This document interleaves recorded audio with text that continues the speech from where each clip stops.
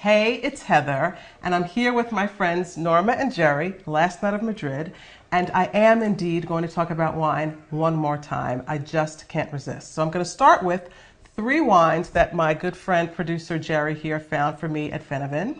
And I'm going to start with one of my all-time favorites, a Rueda. Why I like this wine so much? It's really good for the American market. It says the grape right there on the label. Rueda is a place, Verdejo is the grape. We Americans like grapes. All right, so just a little bit for each of us to try. To me, it's a classic Verdejo. The similar wine in the U.S., I'd say, would be Sauvignon Blanc.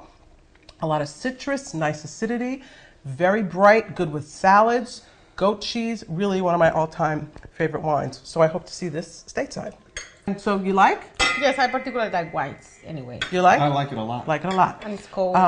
Cold. It's cold. Speaking of cold, I've been in Spain here. It's kind of toasty. So I've been drinking a lot of chilled wine, which brings me, of course, to rosé. This one is called Casa de la Ermita. The grapes are Grenache, and Monestral, which is Mourvedre. Really quite delicious, incredibly flexible with food. If you are a big red wine drinker and it's hot, this style of wine is the one for you. They are very juicy. So let's give a little taste, see how it's working.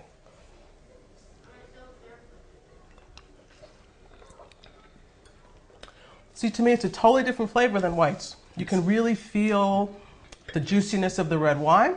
It's delicious. But it doesn't have any tannins, really a low tannin, so the chill doesn't make it unpleasant. Really a nice, beautiful, balanced wine.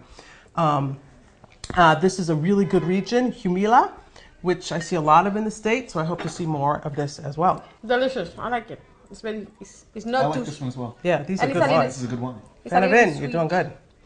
So, like I said, I have not, unfortunately, been drinking as many reds as I would like because it's hot, and I get hot.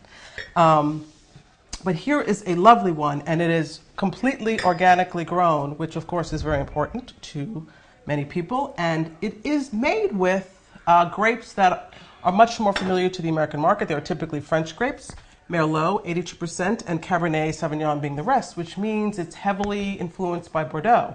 This is particularly delicious, and I think might make, just a great match with the lovely foods we have here. Some real Spanish specialties. We have jamón. Serrano, typical. Salchichon. Another form of pork, and lomo. Lomo. It's all pork. They're very different kinds of pork, and you see it in like the jamón. I see on pizza a lot, right? Yes. On pizza, They put it everywhere. Everywhere. It's It's delicious. very typical to have it with toasted bread, tomato, little olive oil, and jamón serrano as a breakfast. Breakfast sounds delicious. And here are queso, cheeses. Manchego, which we talked about in another post, sheep's milk. You're going to see a lot in the U.S., very popular in the U.S. And this one, what's the other cheese, Norma? It's a very creamy cheese. It's called queso de tetilla because when it's whole, it has the form of a breast. It's very, very creamy, very fattening, very tasty. Of course, which will make it a beautiful match for the red because the tannins in the red go lovely with a creamy, the fat and tannins match beautifully. And in the middle we have membrillo. It's similar to guava. Like guava paste in our side of the country. But less sweet. We have guava paste, but right, this Less is sweet. And I've seen membrillo in the States. You can get And this it's very as well. typical with cheese. Right. So we're now going to eat and taste.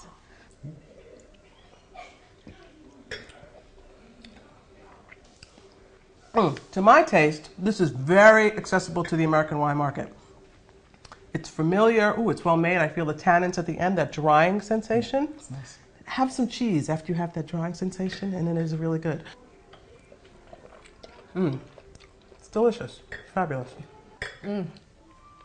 I think it particularly goes very well with this cheese. Yeah, that's the match. So the thing about Spain is that the whole country has been producing wines for millennia. So there are real distinctions from region to region, and they're antiquated, not antiquated, but they're old and with long-standing ways of doing things. Whereas in the U.S., we're all relatively new. California versus Oregon versus New York. You really get a sense of the country when you drink from one region to the next.